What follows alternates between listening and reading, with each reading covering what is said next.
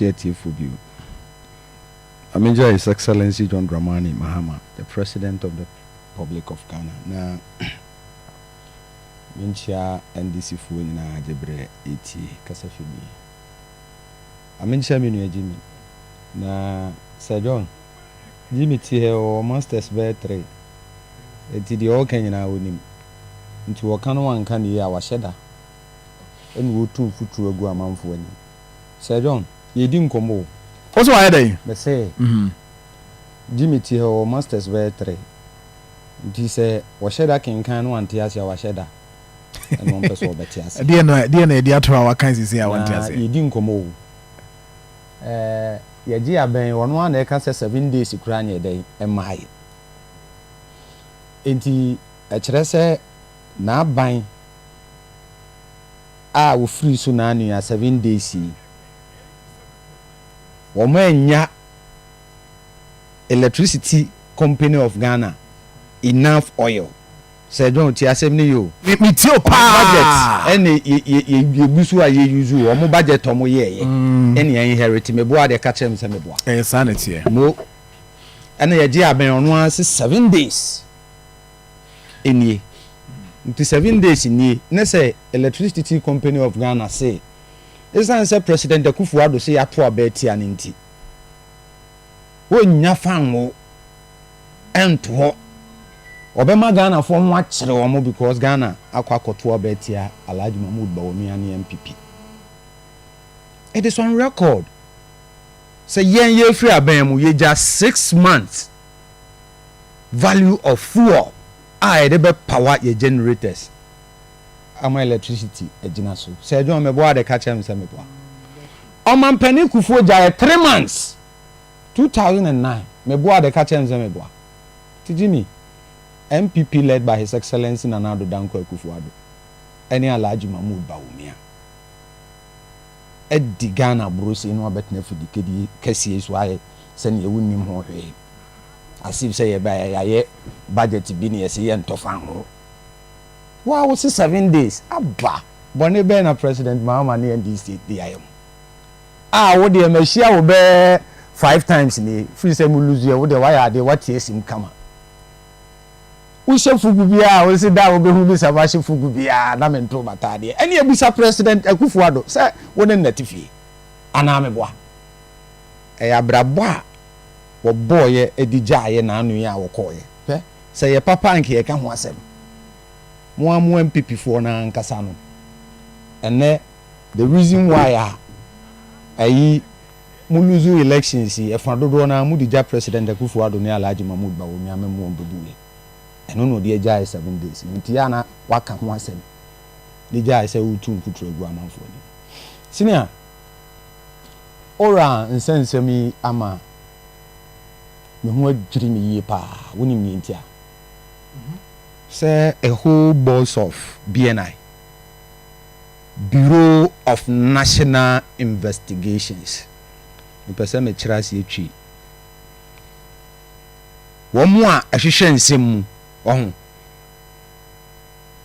Omo aban asoye. Ede boa se periperi ye beba ana meboa. Sa asem no se enye no kre o.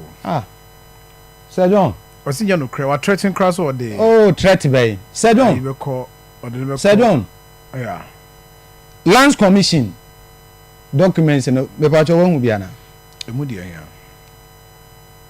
Lisa ye dey amana asase a eye value at $700,000. Our turn less than $12,000. Sir John. Papa no odwen say ye be kan anu atum ni aye no boko. We will call name and shame. Say yam prosecute na say ye de ye magana moka ye beje ya de a say John wutie ni ye. Mitie pa. Ye wi a ye besan name ni asenu, that is your prosecution. Womu a assess ye prosecute am because kanu mu nya ntuane ade ne ho nkɔ ne ba. We will prosecute them and punish them. Send them rano city any idea no one. Obi be can say I didn't know prosecute obi na uja obi. Emranu mu ye fro bi plea bargaining. plea bargaining ne kyerɛ sɛ me mahu sa adeɛ deɛ ɛkɔe mayɛ but adeɛ no a meyɛeɛ a ɛmaa mo hwere saa adeɛ mɛtumi de aba eti mesrɛ mo sɛ mode mbɛkɔ court na yɛmakɔdam na adeɛ no bɛhye kwadeɛ mo ma me mfamra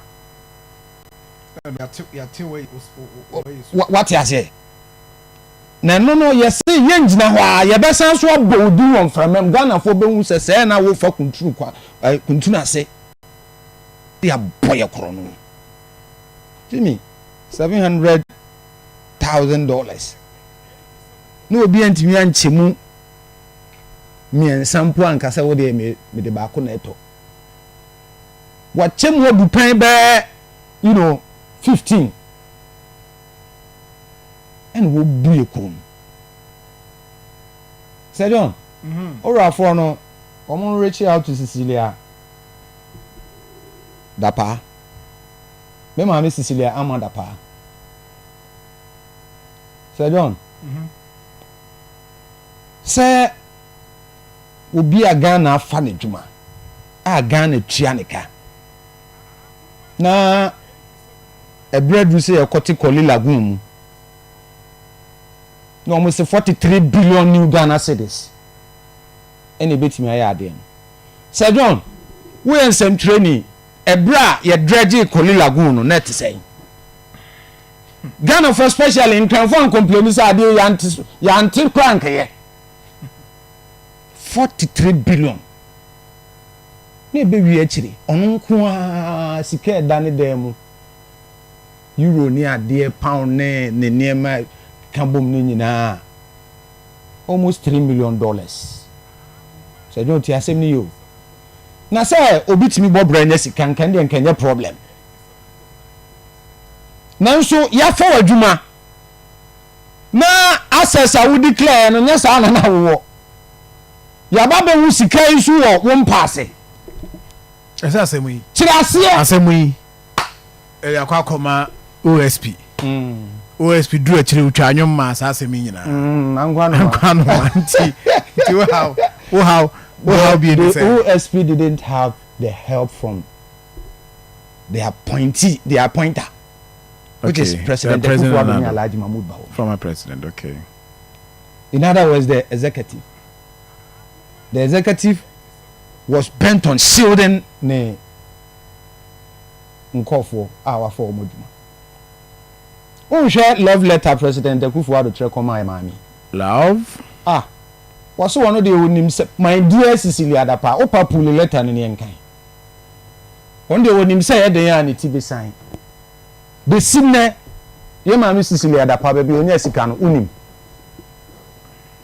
Ɛfa baabi na sɛ ɔsɛ baabi ɔsɛ ne yie ɔmabusua yie ɔsɛ wo ka baabi o na baabi ne wɔfa ne wunua bɛrima yie ɔmo yɛ yes ei na wunua bɛrima yie adaku na Elizabeth yie ana wɔsɛ baabi all right ɛyɛ wunua bɛrima no na agyapadeɛ a ɔde yɛ dɛn egya me wunua bɛrima ayere sɛ ei ɛne yɛ mene ne wɔ ma o na yɛ dɛn na ne nyinaa bɛde wɔsɛ baabi ɛyɛ mene me kunu ntoboa yɛ 2 years from 20 years up to date wɔntimi nkyerɛ aseɛ special prosecutors wɔ yɛ ho bibia na Godfrey Dame fixed match experts on the timi kyerɛ ni opponent sɛ kudi adanse kuru mu ti a obi na udi adanse kuru mu ni ti a ne wia at the end of the day wo de be you afraid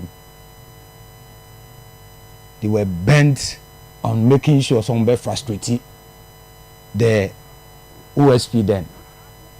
Hence, and we were better to Anquanoma or Unquan and President Akufo-Addo. And of course, then you know, the actual special prosecutors are President Akufo-Addo and Kasa appointed one. I don't know who know. He was the first special prosecutor. BBC. I am Martin Kaiser Alamisi. First way. Amidu. Nyamishrao. President Akufo-Addo appointed and say. Ghana ye bro confrontation am obi oba aban mu bebia ene omo afiri aban mu no omo ha Ghana 200 sa confrontation wo fi wo se confrontation omo wo ye wo mu kromfo pa President Akufo-Addo mebo and then the next OSP say President Akufo-Addo ne executive no frustrating using the court against him ti wono de ɔde ne biribi amanya ɛno nti na me say the change now ɛbaa no sɛ don't ti asɛm ne ho saa change no there were calls from Ghanaians sɛ NDC yɛ to abama mo ba saa nneɛma no nyinaa na mo mmra mɛyɛ dɛ mo mɛhwehwɛ na mo prosecute me da sintiɛ no na mo bu so mo okay to go into it and so time na anyway nti na sa ka nneɛma no bedro nti next time bia just you be time na get them discussing here get them to and alert the oral team exactly Jimmy man is about do na ho next time bia you buy betimi discuss yes Jimmy bremo na ye hwe